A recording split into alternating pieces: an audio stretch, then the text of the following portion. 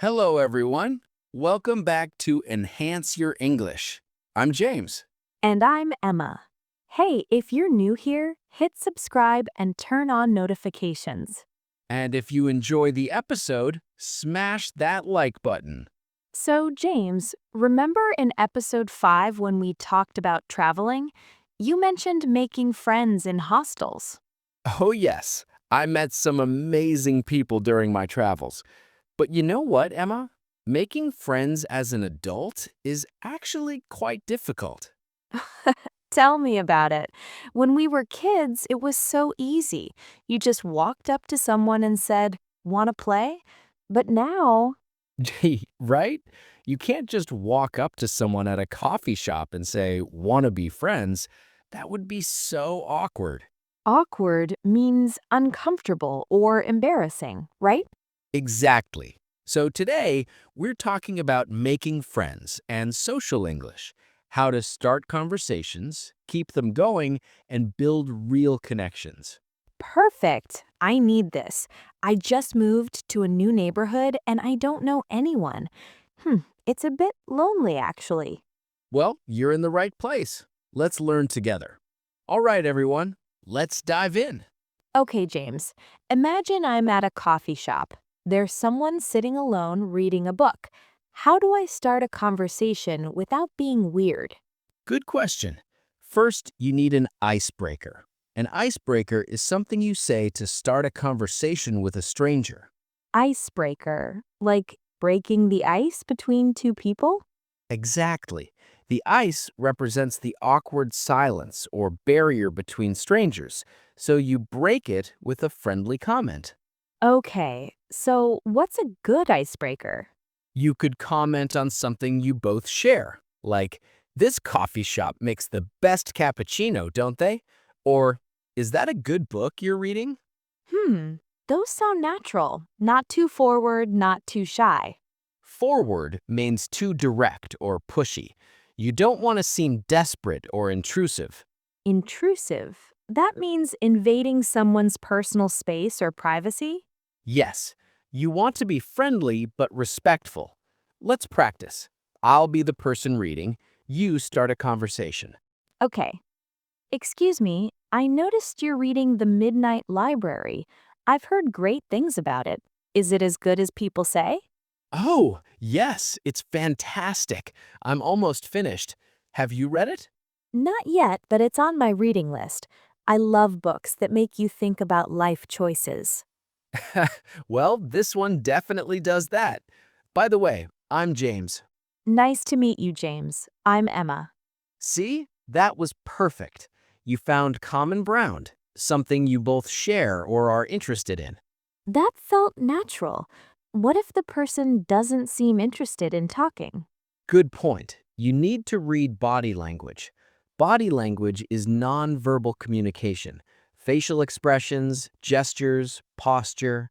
So, if someone looks away, gives short answers, or puts headphones on, they don't want to talk.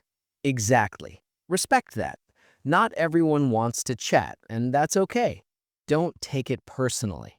Take it personally. That means feeling hurt or offended?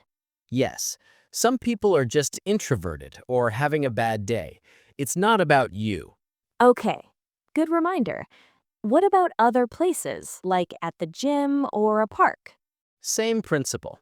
At the gym, you could say, "Do you mind if I use this equipment after you?" Or, "Could you spot me on this lift?" Spot means help someone while they're lifting weights. Oh, I remember that from episode 6. And at a park? If someone has a dog, compliment it. "Your dog is adorable. What breed is it?" People love talking about their pets. That's so true. Dogs are conversation magnets. Conversation magnets, things that naturally attract conversations. Kids, pets, interesting clothes, books. What about work or school? Making friends with colleagues or classmates?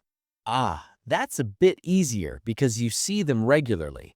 Start with small talk during breaks.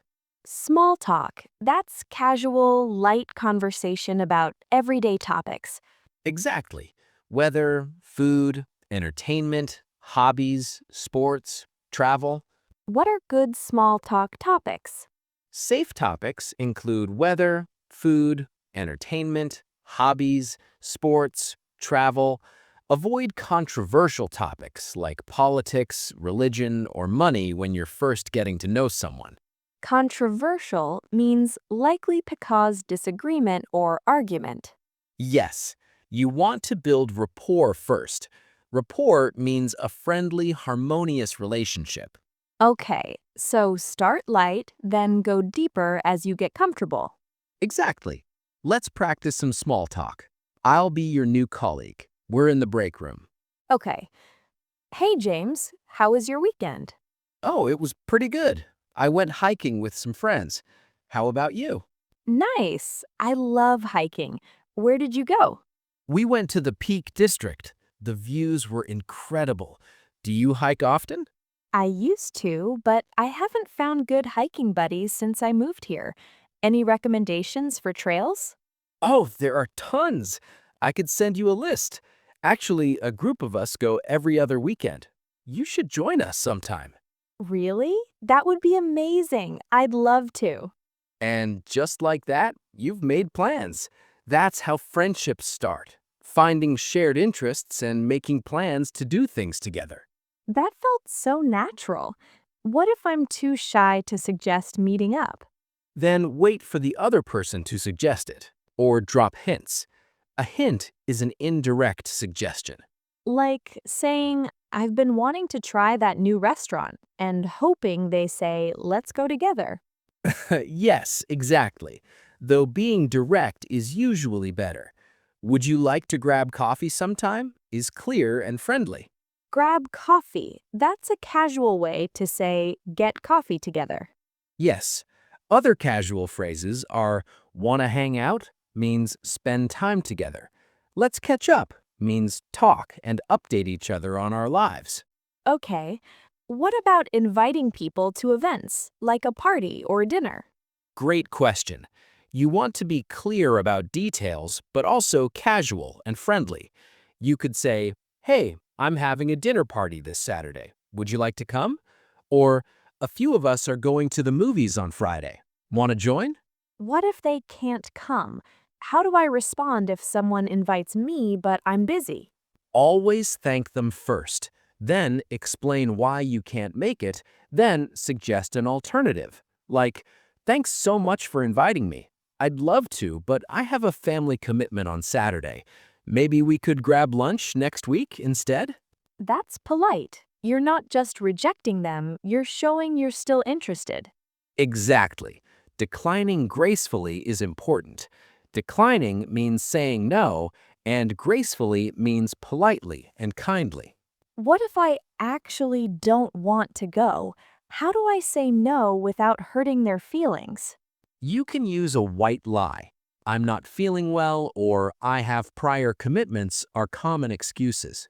White lie, that's a harmless lie to avoid hurting someone. Yes, but use it sparingly. Sparingly means not often, in moderation. If you always say no, people will stop inviting you. True. What about keeping friendships going? I'm terrible at that. Friendships need effort. Reach out regularly, even just a text saying, hope you're doing well, or saw this and thought of you. Reach out means contact or communicate with someone. Exactly. Don't wait for them to always initiate. Initiate means start or begin something. Okay, so be proactive. What if we're growing apart? Growing apart means becoming less close?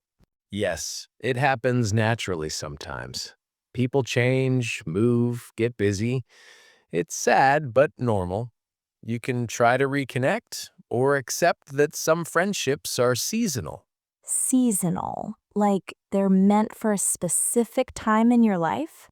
Exactly. Some friends are forever, some are for a season. Both are valuable. Hmm, that's a nice way to think about it. What about difficult conversations? Like if a friend did something that upset you? Address it calmly and directly. Hey, when you canceled our plans last minute, it made me feel unimportant. Can we talk about it? Address means bring up or discuss. Yes, use I statements instead of you statements. Don't say, you're so unreliable. Say, I feel hurt when plans change suddenly. That's less accusatory. Accusatory means blaming. Exactly. You're expressing your feelings without attacking them. This is called assertive communication. Assertive. That means confident and direct, but not aggressive? Perfect. Assertive is the sweet spot between passive and aggressive. You stand up for yourself respectfully. Hmm. What about compliments? I want to be nice, but not weird. Compliments are great for building friendships. Be specific and genuine. Instead of saying, you're nice, say, I really appreciate how you always listen without judging. Genuine means sincere and authentic? Yes, people can tell when you're being fake. Fake compliments feel empty. What can I compliment people on? Their skills, personality traits, achievements, style, ideas.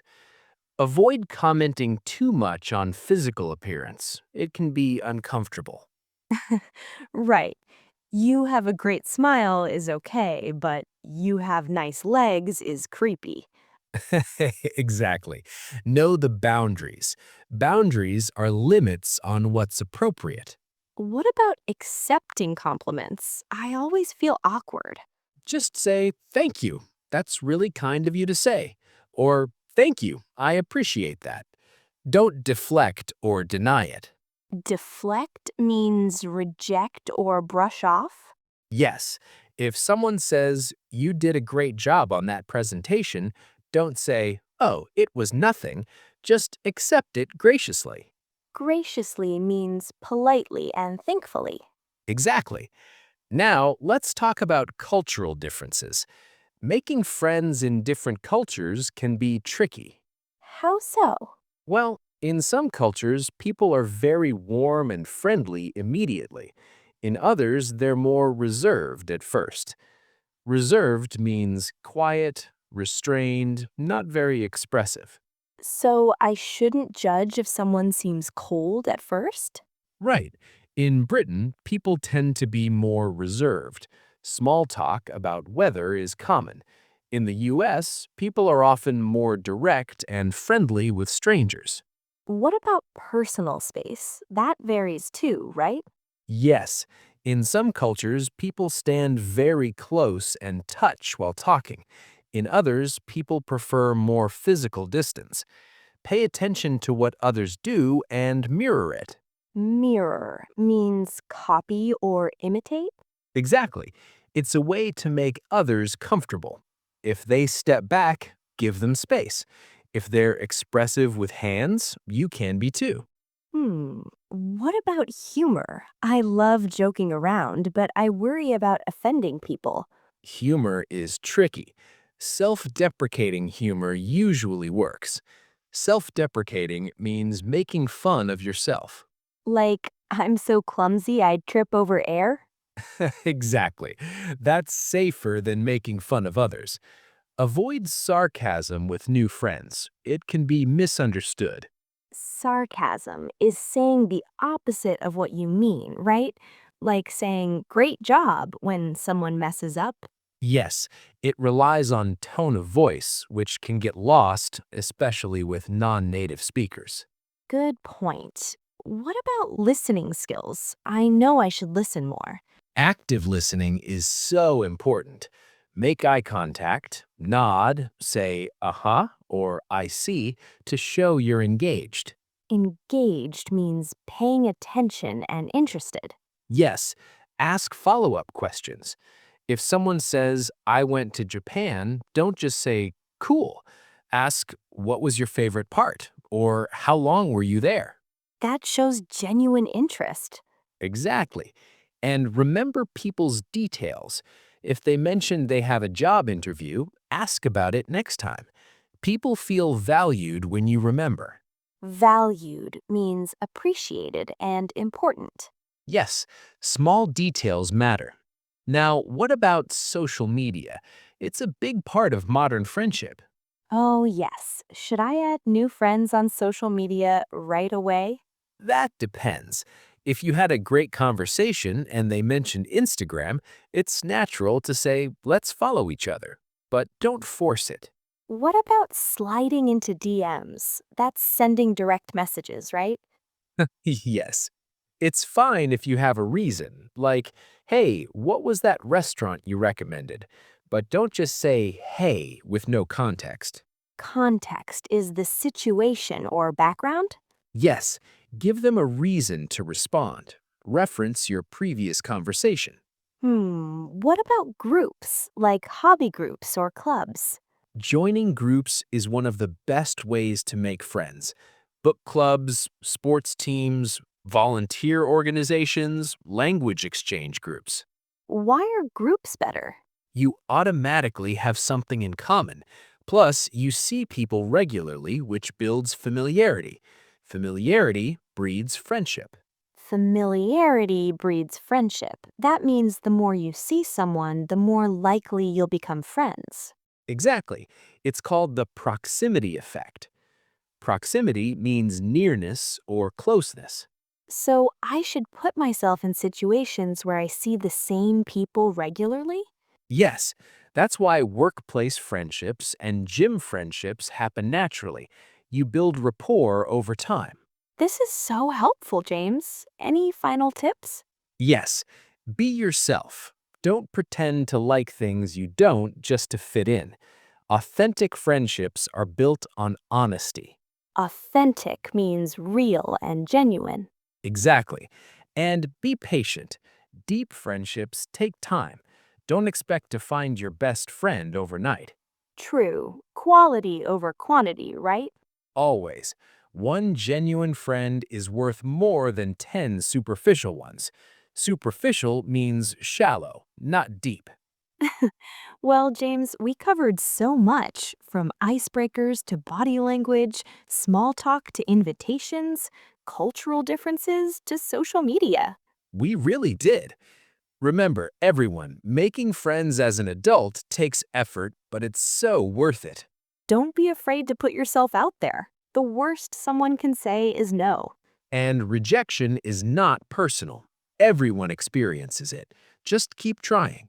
Now for homework. This week, start one conversation with a stranger. Just one. Tell us in the comments how it went. Subscribe for more episodes. Hit like if this helped. Comment your friendship tips below. Until then, be brave, be yourself, and keep enhancing your English. A stranger is just a friend you haven't met yet. Bye, everyone!